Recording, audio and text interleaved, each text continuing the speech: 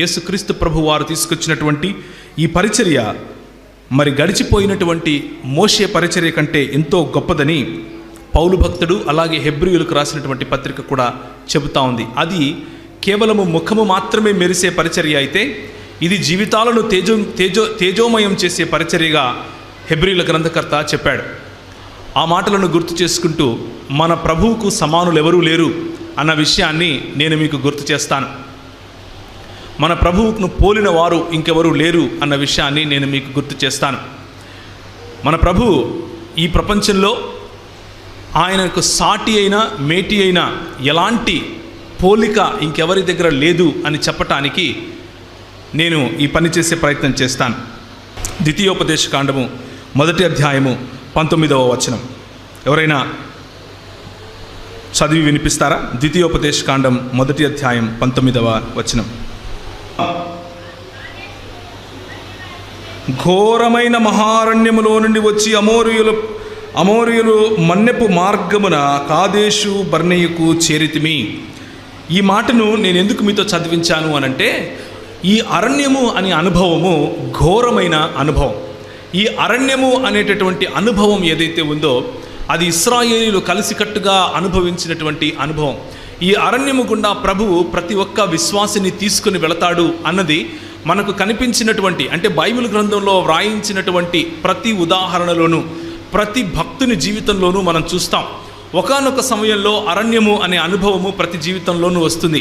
అరణ్యము అనే అనుభవానికి ఆ అనుభవం అంటే ఏమిటి అని అంటే ఒంటరితనము అనే అనుభవం, అందరూ విడిచిపెట్టబడినటువంటి, అందరి చేత విడిచిపెట్టబడినటువంటి అనుభవం, ఇక ఏ ఆధారము లేదు అన్నటువంటి అనుభవం, ఇప్పుడు నా పరిస్థితి ఏంటి అని ఆలోచించే అనుభవం.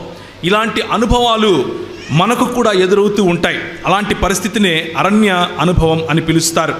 ఆ అరణ్యంలో దేవుడు అద్భుత కార్యాలు చేసి పిలిచినటువంటి ఈ ఇశ్రాయేలీయులు 10 అద్భుత కార్యాలు, 10 దేవతలుగా పిలువబడే వారిని ఛాలెంజ్ చేస్తూ, మీ బానిసత్వములో ఇక ఇశ్రాయేలీయులు బ్రతకరు అని చెప్పి వారిని పిలుచుకొని వచ్చినటువంటి దేవుడు. Let my people go so that they may celebrate, వారు ఉత్సవము జరిగించుకొనుటకు నా ప్రజలను పోనిమ్ము అని ఫరోతో చెప్పినప్పుడు, ఫరో హృదయం కఠినమైనప్పుడు దేవుడు ఫరో హృదయాన్ని కఠినపరిచాడు అన్నటువంటి మాట కూడా మనం చూస్తాం.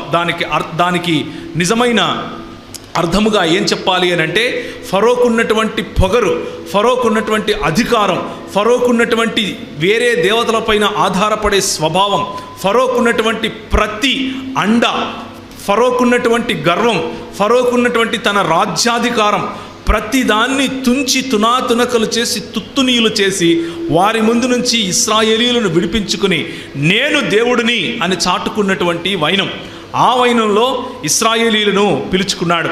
ఆ వైనంలో పిలుచుకోవటానికి మోషేని పంపించాడు. మోషే చేతి కర్ర ఫరోకున్నటువంటి అంత గొప్ప సైన్యాన్ని ఓడించింది.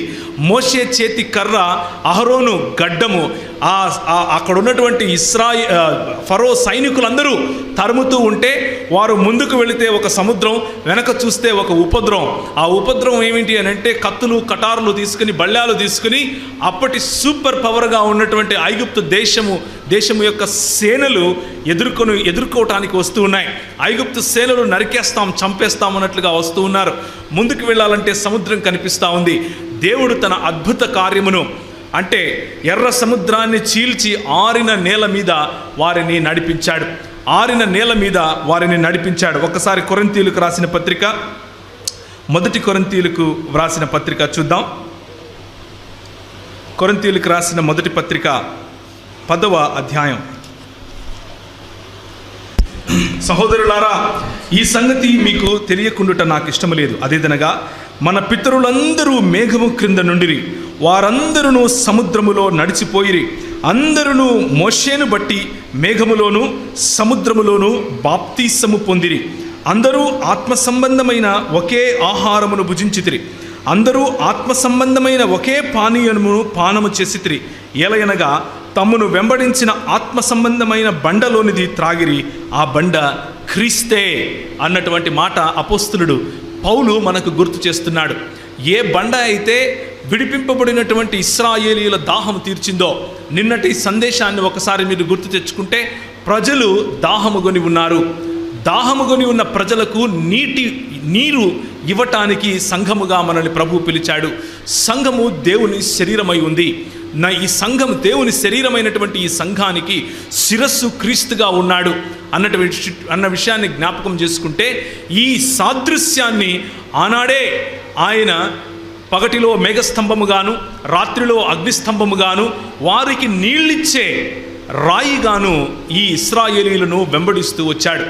వెంబడిస్తూ వారి ఆకలిని తీర్చాడు, వారి దాహాన్ని తీర్చాడు. మోషే క్రింద అందరూ ఒకే మేఘము క్రింద బాప్తిస్మము పొందారు. మోషేతో పాటు అందరూ ఒకే సముద్రంలో బాప్తిస్మము పొందారు. పరిశుద్ధాత్మ దేవుని యొక్క ఆ నడిపింపును వారు చూశారు. ఆ పొందినటువంటి బాప్తిస్మము, ఆ పొందినటువంటి దేవుని యొక్క సన్నిధిని, ఆ అనుభవాన్ని మనకు గుర్తు చేస్తూ వస్తున్నాడు. ఒకే ఆహారాన్ని భుజించారు, ఒకే నీటిని త్రాగారు. అయితే వారిలో ఎక్కువ మంది దేవునికి ఇష్టలుగా ఉండకపోయిరి గనుక అరణ్యములో సంహరించబడిరి. వారు ఆశించిన ప్రకారము మనము చెడ్డవాటిని ఆశించకుండునట్లు ఈ సంగతులు మనకు దృష్టాంతముగా ఉన్నవి. అంటే జరిగిపోయిన వాటిని చూసి నేర్చుకోలేని సమాజం ఏదైనా ఉంటే ఆ సమాజము జరిగిపోయిన తప్పులనే తిరిగి చేస్తుంది అన్న విషయాన్ని గుర్తు చేయటం కోసం, మరి జరిగిపోయిన విషయాల్లో మీరు నేర్చుకోవాల్సినటివి ఇవి అని నేర్పించటానికి, మీ పితరులు చేసిన తప్పులు ఇవి అని నేర్పించటానికి, మీ పితరులు ఇక్కడిక్కడ ఫలానా చోట దేవునికి విరోధముగా జీవించారు, దేవునికి విరోధముగా జీవించటం కారణంగా వారు బాప్తిస్మము పొందినప్పటికీ, వారు మోషే అనేటటువంటి నిబంధనలో ఉన్నప్పటికీ వారు తప్పిపోయారు, వారు నశించిపోయారు, వారు సంహరించబడ్డారు, సంపూర్ణ విశ్రాంతిలో ప్రవేశించలేకపోయారు అన్న విషయాన్ని జ్ఞాపకం చేయటం కోసం ఈరోజు మరి యేసుక్రీస్తు ప్రభు వారు పొందినటువంటి ఆ శోధన, యేసుక్రీస్తు ప్రభు వారు పొందినటువంటి శోధనను మన పితరులు అదే శోధనను పొందినప్పుడు ఎలా ప్రతిస్పందించారు, వారి ప్రతిస్పందనలో జయం కలిగిందా, వారికి జయం కలగలేదా అన్నటువంటి విషయాన్ని మనం ఈరోజు చూసే ప్రయత్నం చేస్తాం. తద్వారా మన ప్రభు అయిన యేసుక్రీస్తుకు ఉన్నటువంటి గొప్పతనం, మన ప్రభు అయిన యేసుక్రీస్తు ఆయన ఏ విధంగా ఈ లోకంలో ఉన్నటువంటి లోకాధికారిని గెలిచి మనకు మరణమా ముల్లెక్కడా అని ప్రశ్నించి మీరు జయించిన వారి కంటే అధికులై ఉన్నారు అని మనల్ని అభిషేకించినటువంటి వైనాన్ని జ్ఞాపకం చేసుకుంటాం.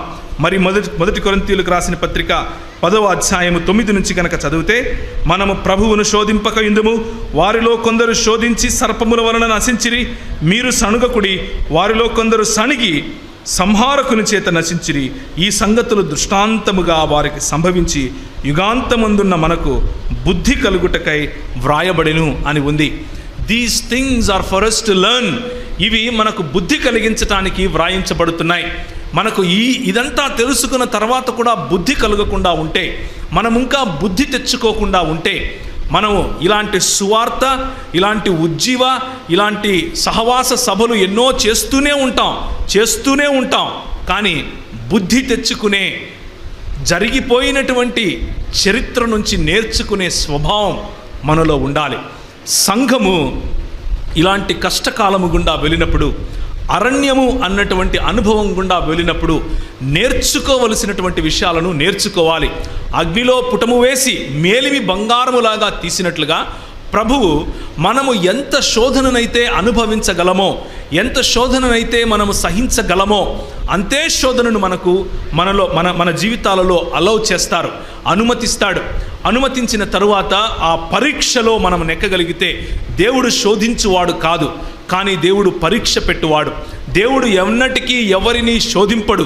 శోధకుడు ఒకడే, శోధకుడు సాతాను. కానీ దేవుడు పరీక్షిస్తాడు.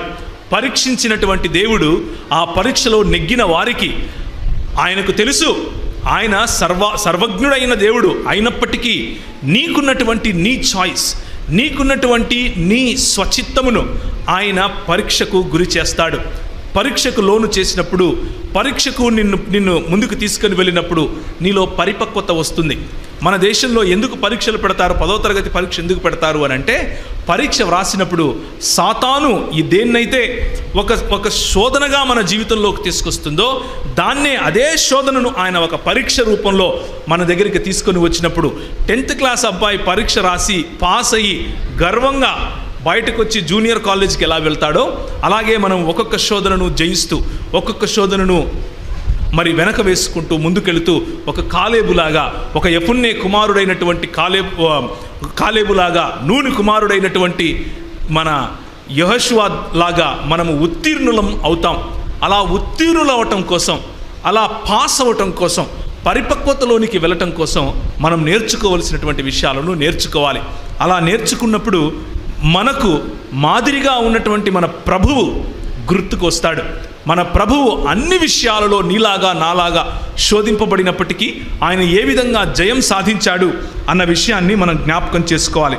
హెబ్రీయులకు వ్రాసినటువంటి పత్రిక 4వ అధ్యాయము 14వ వచనం, ఆకాశ మండలము గుండా వెళ్ళిన దేవుని కుమారుడైన యేసు అను గొప్ప ప్రధాన యాజకుడు మనకు ఉన్నాడు గనుక మనము ఒప్పుకొనిన దానిని గట్టిగా చేపట్టుదము. మన ప్రధాన యాజకుడు అంటే ఈ యేసు అనేటటువంటి నరుడు, ఈ యేసు అనేటటువంటి దేవుడు, ఈ యేసు అన్నటువంటి నరుడు మరియు దేవుడు అయినటువంటి యూనిక్ పర్సన్, ఇలాంటి వాడు ఇంకొకడు లేడు అని చెప్పేటటువంటి ఈ వ్యక్తి ఏమంటున్నాడు అంటే, మన ప్రధాన యాజకుడు మన బలహీనతల యందు మనతో సహానుభవము లేనివాడు కాడు గాని సమస్త విషయములను మనను వలె శోధింపబడినను ఆయన పాపము లేనివాడుగా ఉండెను గనుక మనము కనికరింపబడి సమయోచితమైన సహాయము కొరకు కృప పొందునట్లు ధైర్యముతో కృపాసనము యొద్దకు వెళ్ళదము. ఇది మనకున్నటువంటి నిరీక్షణ, ఇది మనకున్నటువంటి నిశ్చయత. ఆనాడు మోషే చేసినటువంటి పరిచర్యలో ప్రజలు ఓడిపోయారు. ఆనాడు మోషే తీసుకొచ్చినటువంటి నిబంధనలో ప్రజలు నిలవలేకపోయారు, ఓడిపోయారు. కానీ నేడు నీ మధ్య ఉన్నటువంటి నిబంధన ఓటమికి గురైనటువంటి నిబంధన కాదు. నేడు నీ మధ్య ఉన్నటువంటి నిబంధన, నువ్వు ఏ నిబంధనలో అయితే దేవునితో కలిసి ఉన్నావో ఆ నిబంధనలో గెలుపు తథ్యం. ఆ నిబంధనలో గెలుపు తథ్యం ఎందుకు అనంటే, పోరాడేది నీవు కాదు, నీకు ప్రతిగా, నీ పక్షముగా, నీ బలహీనతలను ఎరిగినటువంటి, నీకు సమానముగా ప్రతి విషయములోనూ శోధన గుండా వెళ్ళినటువంటి మన రక్షకుడు, మన ప్రభువు అయినటువంటి యేసుక్రీస్తు అనేటటువంటి ప్రధాన యాజకుడు మనకు ఉన్నాడు. ఆయన ఒకేసారి కృపాసనము దగ్గరికి, ఒకేసారి జడ్జ్మెంట్ సీట్ దగ్గరికి, అంటే మనకు వచ్చే తీర్పు అనేటటువంటి సీట్ దగ్గరికి ఆయన చేరి తన రక్త ప్రోక్షణ ద్వారా నిన్ను నన్ను దేవునితో ఐక్యపరిచాడు. నీకు నాకు ఆ నిశ్చయతను దయచేశాడు. కాబట్టి యేసు ప్రభువు జీవితంలో ఆయన ఏ విధంగా ఈ అపవాదిని ఎదుర్కొన్నాడు, ఏ విధంగా ఎదుర్కొన్న తర్వాత ఆయన విజయాన్ని సాధించాడు అని చూస్తే, మన పితరులు ఏ విధంగా ఎదుర్కొన్నప్పటికీ ఓడిపోయారు, ఏంటి ఆ కారణాలు అని చూస్తే మనకు తేటతెల్లగా మన ప్రభువు యొక్క అసమానత అర్థమవుతుంది. నీకుంటే సమానుడు, నీతో నీలాంటి దేవుడు ఎవరైనా ఉన్నాడా అని అనటానికి సాధ్యపడుతుంది. కాబట్టి ఈరోజు కొన్ని నిమిషాలు మనము మన పితరుల యొక్క జీవితం వైపుకు చూద్దాం. మొదటి శోధన, ఆ శోధకుడు ఆయన యొద్దకు వచ్చి, నీవు దేవుని కుమారుడివైతే ఈ రాళ్లను రొట్టెలుగునట్లు ఆజ్ఞాపించుమనెను. అందుకు ఆయన, మనుష్యుడు రొట్టెల వలన మాత్రము కాదు గాని దేవుని నోటి నుండి వచ్చు ప్రతి మాట వలన జీవించును అని వ్రాయబడి ఉన్నది అని అనెను. మొట్టమొదటిగా మనం అర్థం చేసుకోవాల్సిన విషయం ఏమిటి అని అంటే, శోధకుడు ఏదో కొత్త విషయాలు తీసుకొని వచ్చి చూపడు. శోధకుడు దేవుని వాక్యంలో నుంచే మాట్లాడతాడు. నీకు వాక్యం తెలుసు అని అంటే, సాతాను చేసేది ఏంటి అని అంటే, వీడికి వాక్యం తెలుసు, వీడిని వాక్యంతోనే పడేద్దాం అంటాడు, వాక్యంతోనే పడేస్తాడు. చాలామంది యవనులు, చాలామంది సేవకులు కూడా ఈ రోజుల్లో వాక్యము అన్నటువంటి ఈ నిర్మలమైనటువంటి కేవలము పాల వంటి ఈ వాక్యాన్ని అర్థం చేసుకోవటానికి, దాని యొక్క పరిధిని, దాని యొక్క కాంటెక్స్ట్ అంటే దాని యొక్క సందర్భాన్ని అర్థం చేసుకోకుండా కేవలము పైపైన మాటలు చూసుకుని తప్పుదోవ పట్టే అవకాశం కూడా ఈరోజు మనకు చాలా కనిపిస్తూ ఉంది. చాలామంది మైకులు పట్టుకుని క్రైస్తవ సంఘాన్ని గొర్రెలను ఏ విధంగా అయితే తోడేళ్లు చీల్చుకుని వెళ్ళిపోతాయో ఆ విధంగా సంఘము లోపల, సంఘము బయట ఈ వాక్యాన్నే వాడి మరీ మనల్ని శోధనకు గురి చేస్తూ ఉన్నారు. ఆ శోధనను ఎదుర్కోవాలి అని అంటే మన ప్రభు అయిన యేసుక్రీస్తు ఇచ్చినటువంటి ఈ ఫార్ములా జ్ఞాపకం చేసుకోవాలి. ఏంటి అని అంటే, వాడు వాక్యముతో మాట్లాడితే ఈయన వాక్యముతోనే తిరిగి సమాధానం చెప్పాడు. ఆడు వాక్యముతో మాట్లాడితే ఈయన వాక్యముతోనే సమాధానం చెప్పాడు. 3 సార్లు అదే చేశాడు. వాక్యము ఇచ్చట కొంత అచ్చట కొంత వస్తుంది. వాటిని క్రోడీకరించుకొని సమగ్రమైనటువంటి దృక్పథం, సమగ్రమైనటువంటి ఒక దేవుని జ్ఞానము అన్నది సంపాదించుకోవటం నీ బాధ్యత, నా బాధ్యత, సంఘముగా మన బాధ్యత, సంఘ నాయకుల యొక్క బాధ్యత అన్న విషయాన్ని మనం ఈరోజు గుర్తు చేసుకోవాలి. ఇక్కడ మొదటిగా వచ్చినటువంటి శోధన ఏమిటి అని అంటే ఆహారం అనే శోధన. ఆహారం అనే శోధన ఎందుకు అనంటే 40 దినాలు ఆయన ఉపవాసం చేసి ఆయన ఆకలి కొని ఉన్నాడు. నీలాగా నాలాగా బలహీనుడై ఉన్నాడు.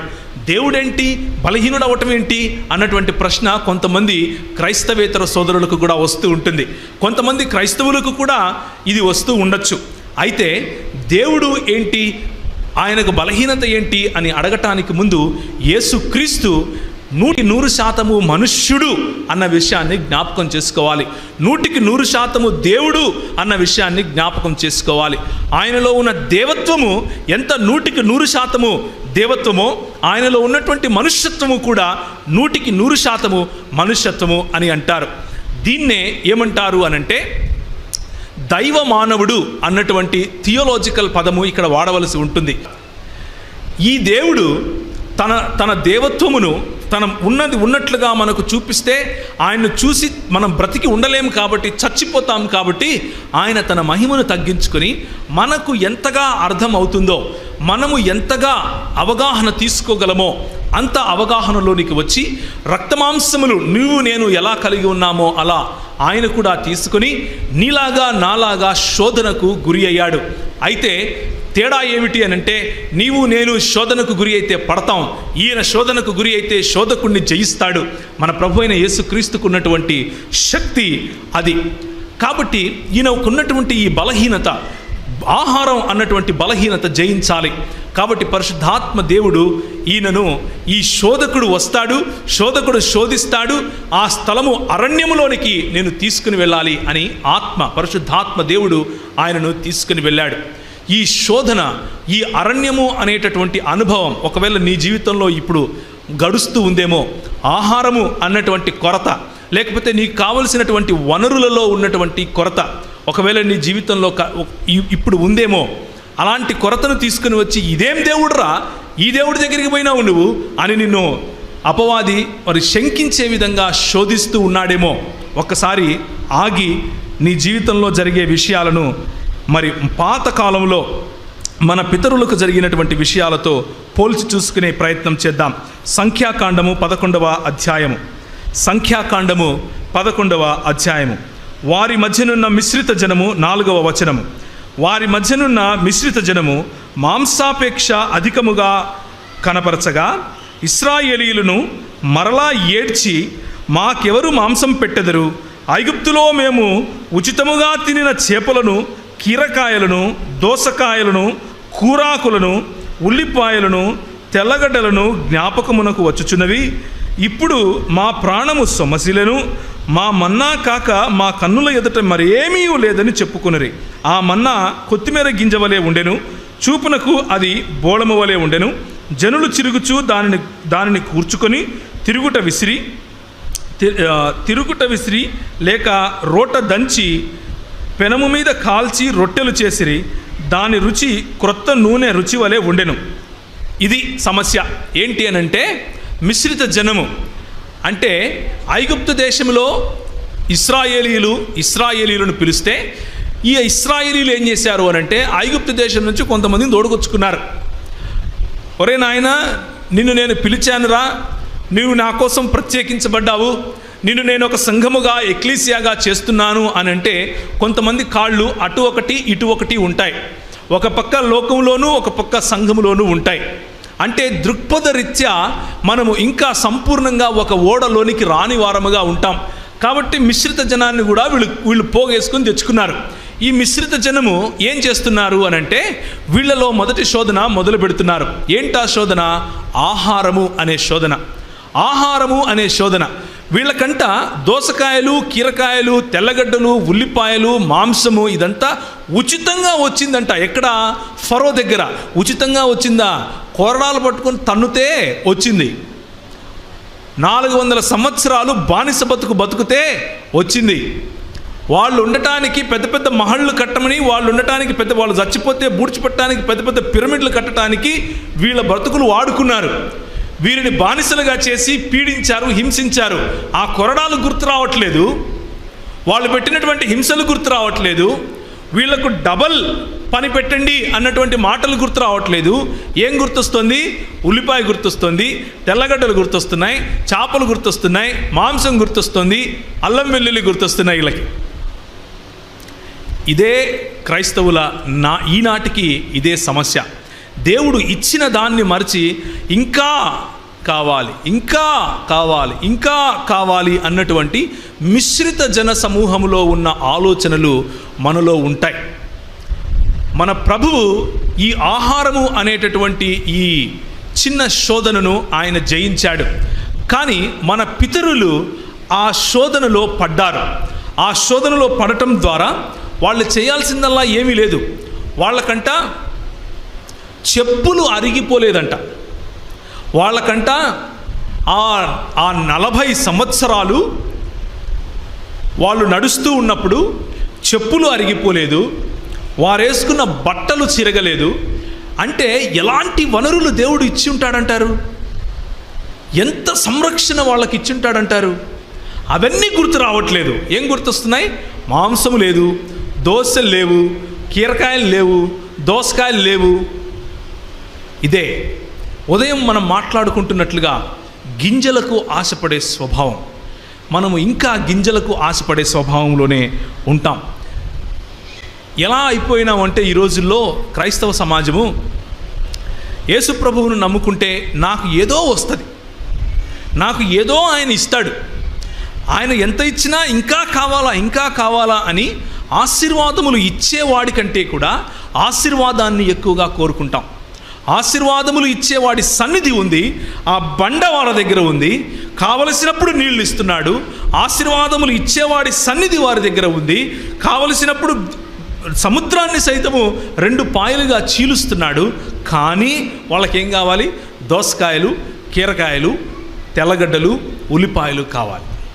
ప్రభువు ఈ ఆహారం అనే బలహీనతను, ఈ ఆహారం లేకపోతే భౌతికంగా నాకు కావలసినటువంటి నా అవసరతలు అన్నటువంటి బలహీనతను జయించడానికి వీళ్ళు జయిస్తారేమో, వీళ్ళు జయిస్తే బాగుంటుంది, నా సంఘము జయిస్తే బాగుంటుంది అని వారి స్వేచ్ఛకు వారిని విడిచిపెడితే వారేమంటున్నారు చూడండి. మోషేని దూషించటం మొదలుపెట్టారు, నీ సేవకుడిని బాధించటం మొదలుపెట్టారు. దేవుని సేవకుడిని దూషించి బాధించి గొనిగి సనిగి నానా హింసలు పెడుతూ ఉంటే మోషే వచ్చి అంటున్నాడు, ఈ సమస్త ప్రజలకు ఇచ్చుటకు మాంసము నాకెక్కడది? వారు నన్ను చూచి ఏడ్చుచు తినుటకు మాకు మాంసమిమ్మని అడుగుచున్నారు. సమస్త ప్రజలను ఒంటిగా మోయ నా వలన కాదు, అది నేను భరింపలేని భారము. నీవు నాకిట్లా చేయదలిచిన యెడల నన్ను చంపుము అంటున్నాడు. అంటే చివరికి మన నాయకులు ఆత్మహత్య చేసుకునేట్లుగా మనం వాళ్ళని సతాయిస్తాం. నేను చచ్చిపోతే బాగుండే దేవా అనుకునేట్లుగా మన నాయకులను బాధించటం ఈరోజు డిమాండింగ్ క్రిస్టియానిటీ అయిపోయింది. క్రైస్తవ్యం ఈరోజు సేమ్ టు సేమ్, నిజానికి షేమ్ టు షేమ్. ఇదే పరిస్థితి. నాకు ఇంకా రాలేదు, నాకు ఇంకా కాలేదు, నాకు ఇది లేదే, నాకు ఇది లేదే, నాకు ఇది లేదే, నా కొడుకు పాస్ కాకపోతే సేవకన్నా ప్రార్థన చేయలేదు అనే పరిస్థితికి దిగజారాం. నా బిడ్డకు పెళ్లి కావట్లేదు అని అంటే పాస్టర్దే తప్పు అనే పరిస్థితికి దిగజారాం. అలాంటి పరిస్థితుల్లో నాయకులు ప్రభు దగ్గరికి వెళ్ళి నన్ను చంపేయి ప్రభు అంటున్నాడు. మీకు ఒక సలహా ఇస్తాను ఈరోజు, ఆఫ్ ద టాపిక్, మనం ఎన్నుకున్నటువంటి సబ్జెక్టుకు కొంచెం పక్కగా. మీకు వాక్యోపదేశం చేసి మీకు ముందున్నటువంటి నాయకులు ఉంటారు. వారిని జ్ఞాపకం చేసుకోవటం దేవుడిచ్చినటువంటి ఆజ్ఞ. హెబ్రీలకు రాసిన పత్రిక ఆఖరి అధ్యాయంలో. అలాగే ఇప్పుడు మీకు వాక్యోపదేశం చేస్తున్నటువంటి సేవకులు, ఇప్పుడు మీకు నాయకులుగా ఉంటున్నటువంటి సేవకులు, వారిని జ్ఞాపకం చేసుకోండి. మీరు అనుకుంటున్నట్లుగా వారు భోగభాగ్యాలను అనుసరించే, లేకపోతే ఏదేదో అనుకుంటూ ఉంటారు. నిజానికి వారు ఒంటరి వారు. నిజానికి వారిపైన కొంచెం దయ చూపించండి. నిజానికి వారి దగ్గరికి వాళ్ళు 100 మందిలో ఉన్నప్పటికీ, 1000 మందిలో ఉన్నప్పటికీ ఒంటరితనాన్ని అనుభవిస్తూ ఉంటారు. వారు చెప్పుకోలేని విషయాలు చాలా ఉంటాయి. వాళ్ళు చెప్పుకుందాము అని ఎవరైనా అనుకుంటే, అయ్యో పాస్టర్ కూడా ఇంతేనా అని ఎక్కడ అనుకుంటారో అన్నటువంటి ద్వంద్వభావంలో వాళ్ళు ఉంటారు. ఒక ఆత్మన్యూనతాభావంలో ఎదుగుతూ ఉంటారు. ఒక్కొక్కసారి అందరి గురించి చెప్పట్లేదు. ఎక్కువ భాగం సేవకులు ఒంటరిగా ఉంటారు. ఎక్కువ భాగం సేవకులకు ఒక మనసు విప్పి మాట్లాడుకోవటానికి ఫ్రెండ్ దొరకడు. అందరూ విశ్వాసులే దొరుకుతారు. అయ్యా నా కోసం ప్రార్థన చేయి, నాకు ఇది కావాలా, అయ్యా నా కోసం ప్రార్థన చేయి ఇది. ఎందుకంటే ఎక్స్పెక్టేషన్స్ పెరిగిపోతాయి. ఆయన కూడా మనిషి అని మర్చిపోతారు. ఎక్స్పెక్టేషన్స్ ఎంత పెరిగిపోతాయి అని అంటే, ఆయన నడిచేస్తే ఇంకా దేవుడే వచ్చాడు అన్నట్లుగా వీళ్ళు ఫీల్ అయిపోయి ఆయన మీద ప్రెషర్ పెట్టి ఆయన ఇంకా కృంగిపోయే విధంగా చేస్తూ ఉంటారు. నేను మీకు ఇచ్చే సలహా ఏంటి అని అంటే, మీ సేవకుడిని అలా బాధ పెట్టకండి. మీ సేవకుడికి ఆయన ప్రార్థనలు మీకెంత అవసరమో మీ ప్రార్థనలు ఆయనకు అంతే అవసరం. ఆయన సహవాసం మీకెంత అవసరమో మీ సహవాసం ఆయనకు అంతే అవసరం. ఆయనకు తోడుగా నిలబడాల్సిన పని మీది. ఆయనను ప్రోత్సహించాల్సిన పని మీది. ఆయనను ఎంతసేపు డిమాండింగ్ క్రిస్టియానిటీలో ఉంటూ ఆయనను తొక్కి పట్టకుండా వీలైనంత వరకు స్నేహం చేసే ప్రయత్నం చేయండి. ఒకవేళ మీరు వయసులో చిన్నవారు కాబట్టి స్నేహం చేయలేరు అని అనుకుంటే, మీరు ఎవరైతే సమాన వయస్కులు ఉన్నారో వారు స్నేహం చేసే ప్రయత్నం చేయండి. సేవకులు లేకపోతే లోపలే ఉన్నటువంటి ఆ అగ్ని, లోపలే ఉన్నటువంటి ఆ ప్రెషర్, లోపలే ఉన్నటువంటి ఆ ఒత్తిడి చివరకు దేవుడి దగ్గరకు వచ్చి నేను చచ్చినా బాగుండు ప్రభువా అని అడిగే పరిస్థితికి వస్తుంది. దయచేసి జ్ఞాపకం చేసుకోండి. 1 నెల దినముల వరకు ఇది జరిగిన తర్వాత ప్రభువు ఈ మాట అంటున్నాడు. అప్పుడు యెహోవా మోషేతో ఇట్లనెను, ఇనులకు పెద్దలనియు అధిపతులనియు నీవెరిగిన ఇశ్రాయేలు పెద్దలలో నుండి 70 మంది మనుషులను నా యొద్దకు పోగు చేసి ప్రత్యక్ష గుడారమునకు వారిని తోడుకొని రమ్ము. అక్కడ వారు నీతో కూడా నిలిచి ఉండవలెను. నేను దిగి అక్కడ నీతో మాట్లాడేదను, మరియు నీ మీద వచ్చిన ఆత్మలో పాలు వారి మీద ఉంచెదను. ఈ జనుల భారము నీవు ఒంటరిగా మోయకుండునట్లు వారు దానిలో ఒక పాలు నీతో కూడా భరింపవలెను. నీవు జనులను చూచి ఇట్లనుము, మిమ్మును మీరు రేపటికి పరిశుద్ధపరచుకొనుడి. మీరు మాంసము తిందురు. యెహోవా వినునట్లు ఏడ్చి మాకు ఎవరు మాంసము పెట్టుదురు? ఐగుప్తులో మాకు బాగా జరిగిందే అని మీరు చెప్పుకున్నారు కదా. యెహోవా మీకు మాంసం ఇచ్చును, మీరు తింటారు. 1 దినం కాదు, 2 దినాలు కాదు, 5 దినాలు కాదు, 10 దినాలు కాదు, 20 దినాలు కూడా కాదు, 1 నెల దినములు. అనగా అది మీ నోట్లో పెడితే ముక్కులేకి వస్తుంది. ఏమంటాం చూడ అక్కడ, మీకు అసహ్యం పుడుతుంది. మీ నాసికా రంధ్రాల్లో నుండి వచ్చి మీకు అసహ్యము పుట్టినంత వరకు దానిని తిందురు. ఎలయనగా మీరు మీ మధ్యనున్న యెహోవాను నిర్లక్ష్యము చేసి ఆయన సన్నిధిని ఏడ్చి ఐగుప్తులో నుండి ఎందుకు వచ్చితిమి అని అనుకున్నారు. ఇది గొనుగుడు కార్యక్రమం, సనుగుడు కార్యక్రమం అంటారు కదా, దానికి వచ్చే పర్యవసానం. ఈ గొనుగుడు కార్యక్రమాలకు నాకు ఇది కావాలి, నాకు అది కావాలి, నాకు ఇది ఇయ్యలేదు, నాకు అది ఇయ్యలేదు, పక్కింటోనికి ఉందే నాకు లేదే, పక్కింటో వాడు కారు కొన్నాడు నా దగ్గర లేదే, వాడు ఇదే ఉంటుంది కొంతమందికి. ఏంటి, what are we trying to do? Compare చేసుకోవటం, పోల్చి చెప్పుకోవటం. తల్లిదండ్రులకు అదొక సంతోషం పిల్లలంటే, అది పర్వాలేదు. కానీ నీలో జరిగినటువంటి గొప్ప, నీకు ప్రభువు ఇచ్చినటువంటి ఆశీర్వాదం చెప్పడంలో ఇబ్బంది లేదు. కానీ అవతలి వాడికంటే నన్ను ఎక్కువగా ఆశీర్వదించాడు అని చెప్పుకోవటం, అవతలి వాడికంటే నేను గొప్ప అని చెప్పుకోవటం, అవతలి వ్యక్తి కంటే నేను మేలు అని చెప్పుకోవటం. తస్మాత్ జాగ్రత్త. ప్రభువు హెచ్చరిస్తున్నాడు. మీకు ఎంత ఆశీర్వాదం ఇస్తాను అని అంటే, మీరు ఆశీర్వాదం కావాలి, నాకు ఇది లేదు అంటున్నారు కదా. ఎంత ఇస్తానంటే నోట్లో పెట్టుకుంటే ముక్కులేకి వస్తుంది అంటున్నాడు. అది మన బ్రతుకు అవుతుంది. కానీ మన ప్రభువు ఇదే ఆహారం అనేటటువంటి శోధన మన ప్రభు దగ్గరికి ఎవరు తీసుకొచ్చారు? మత్తయి సువార్త 4వ అధ్యాయంలో మనం చదివాం. శోధకుడు వచ్చి, నీవు దేవుని కుమారుడు అయితే ఈ రాళ్లను రొట్టెలగునట్లు ఆజ్ఞాపించమని ఆహారము అనే శోధనను తీసుకొని వచ్చాడు. ఆయన బలహీనుడుగా ఉన్నప్పుడు ఆహారము అనే శోధనను తీసుకొచ్చాడు. వీళ్లకు బలహీనులుగా ఉన్నారా? చెప్పులు అరగలేదు, బట్టలు జిరగలేదు, వీళ్ళు విత్తక్కర్లేదు, కోయక్కర్లేదు, వండుకోక్కర్లేదు. ఏం చేయాలి?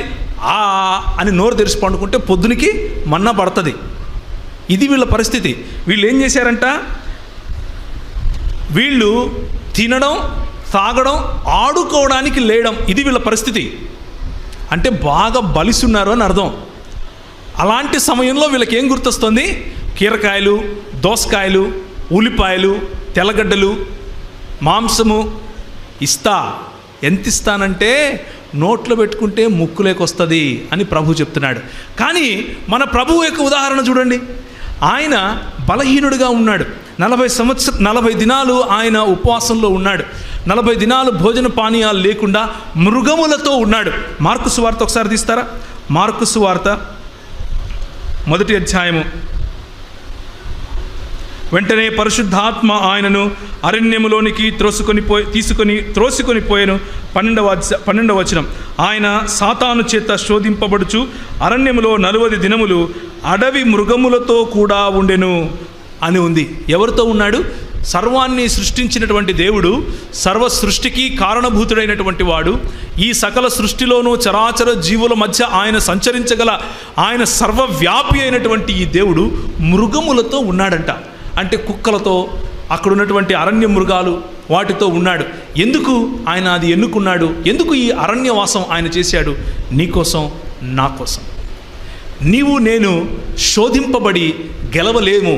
ఆయన శోధింపబడి గెలుస్తాడు. ఆయన యొక్క గెలుపులో మనము గెలిచిన వారికంటే అధికులమవుతాం అన్న ఒకే ఒక్క కారణం చేత ఆయన దీన్ని ఎన్నుకున్నాడు.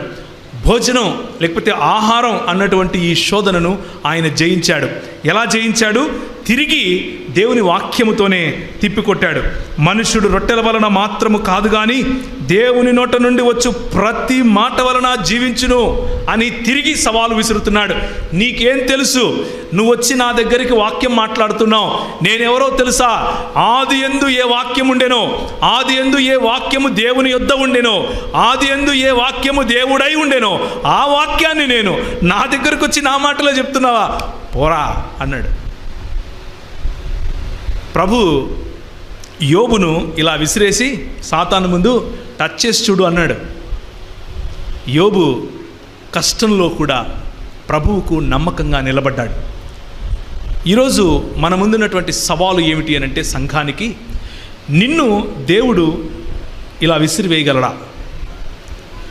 నిన్ను విసిరివేసి సాతానుతో ఛాలెంజ్ చేయగలడా? ఛాలెంజ్ చేస్తే నువ్వు నిలబడగలవా? బహుశా నేను ఈరోజు ఉన్నటువంటి పరిస్థితిలో నేను ఇంకా రెడీ కాదేమో, కానీ మనము, దేవుని సంఘము అనేటటువంటి మనము ఇప్పటికీ రెడీనే. అలా ఉండగలగాలి. ఎందుకు అనంటే, మనము ఇండివిజువల్గా వీక్ అవ్వచ్చు, వ్యక్తిగతంగా బలహీనులం అవ్వచ్చు, కానీ సామూహికంగా, సంఘపరంగా మనము సమిష్టిగా ఉంటే మనము బలవంతులం. ఆ బలము సాతానుడు, ఆ బలము నుండి మనల్ని వేరు చేయలేడు. కాబట్టి 1 నెల దినముల వరకు, అనగా అది మీ నాసికారంధ్రములలో నుండి వచ్చి మీకు అసహ్యము పుట్టు వరకు దానిని తిందురు అని చెప్పాడు. అదే జరిగింది. ఆ తర్వాత మోషే వాళ్ళ మధ్య కొన్ని పూరేళ్లను పడేస్తాడు.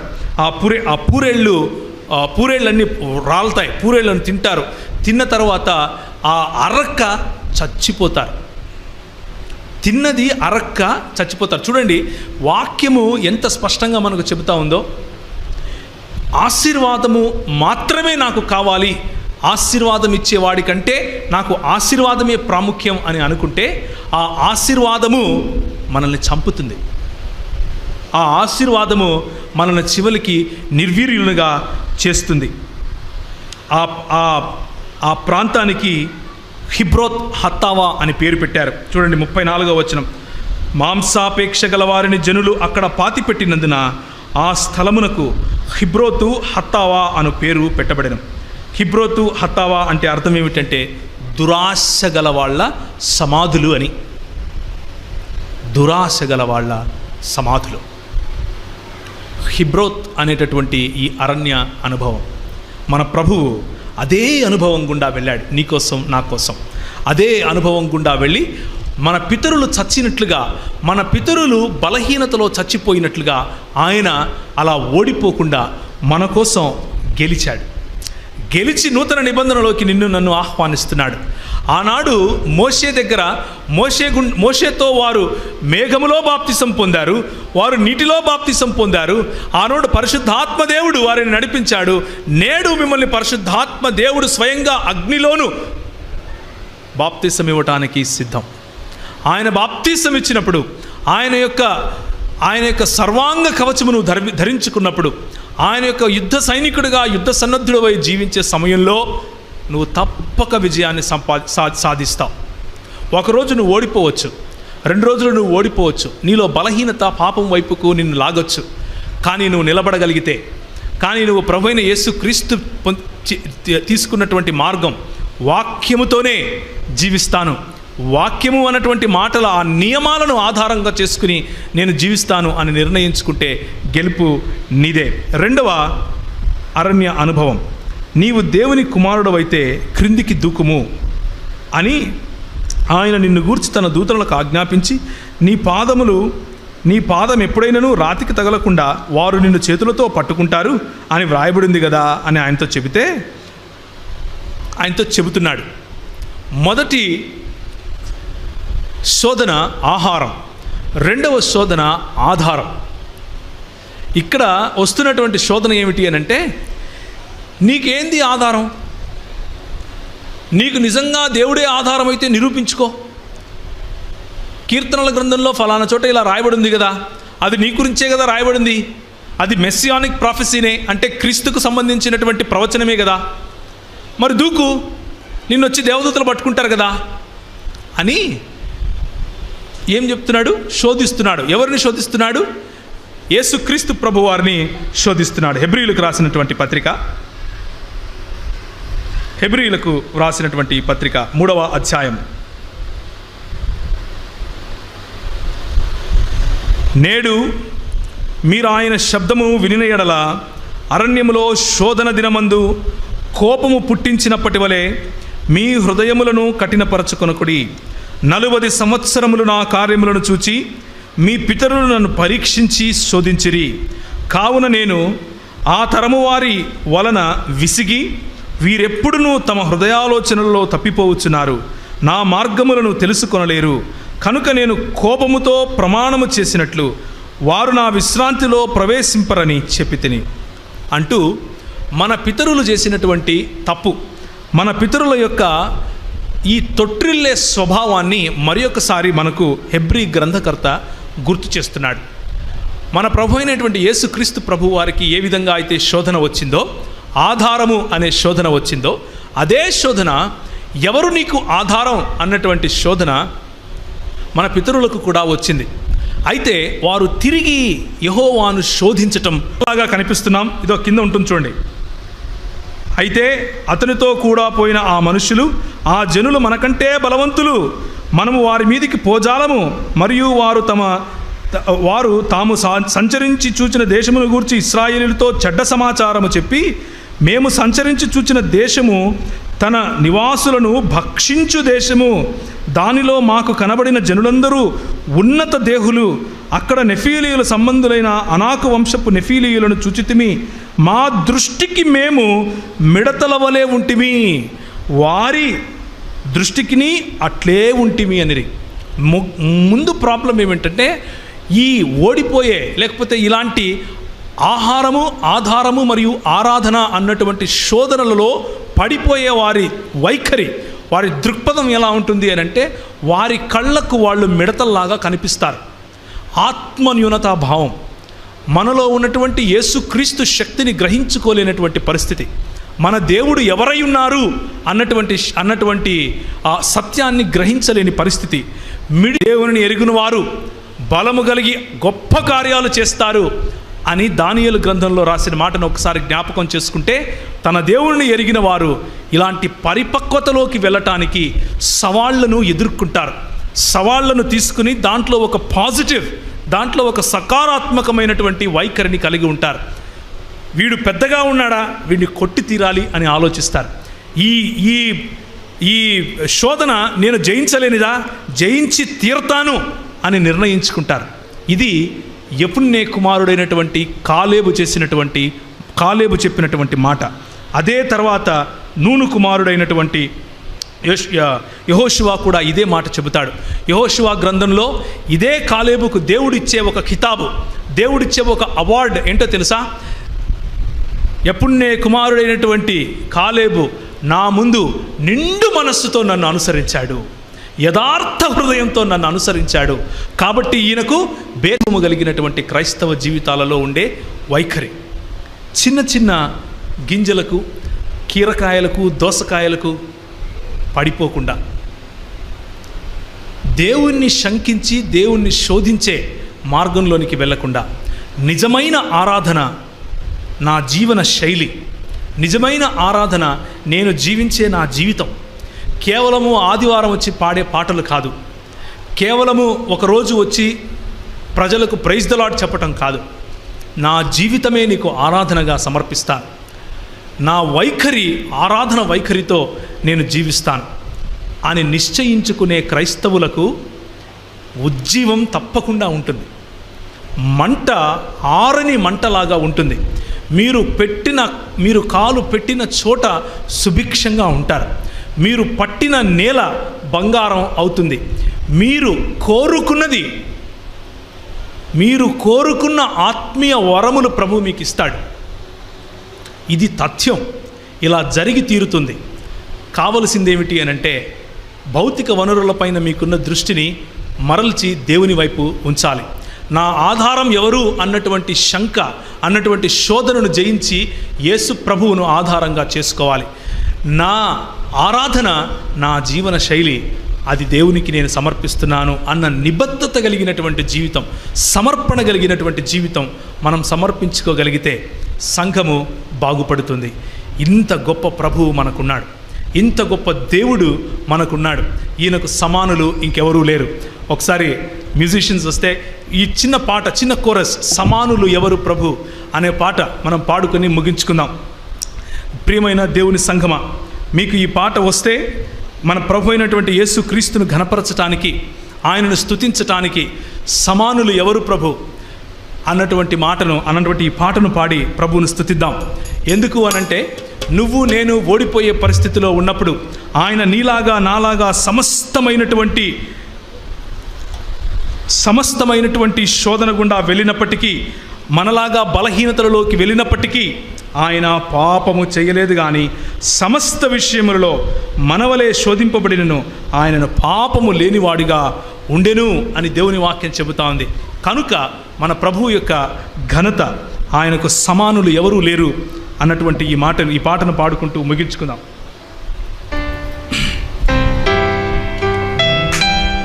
సమానులెవరు ప్రభో, నీ సమానులెవరు ప్రభో, సమానులెవరు ప్రభో, నీ సమానులెవరు ప్రభో, సమస్త మానవ శ్రమానుభవములు,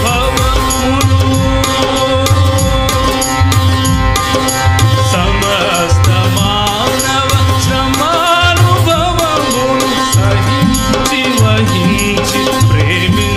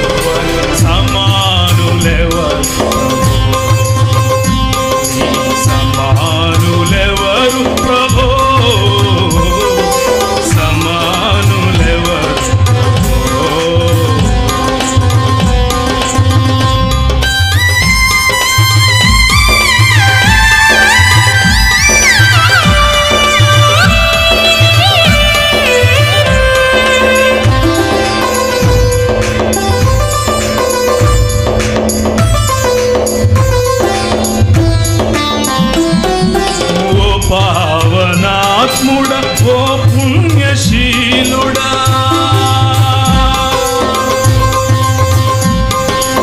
ఓ పావనాత్ముడా, ఓ పుణ్యశీలుడా, పాపాత్ములను బ్రోవ పరమాత్మ సుతని, పాపాత్ములను బ్రోవ పరమాత్మ సుతని, సమానులెవరు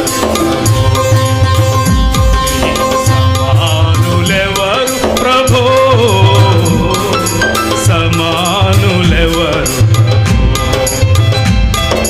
సమస్త మానవ శ్రమానుభవమును, సమస్త మానవ శ్రమానుభవము సహించి వహించి ప్రేమించగల, సహించి వహించి ప్రేమించగల సమానులెవరు,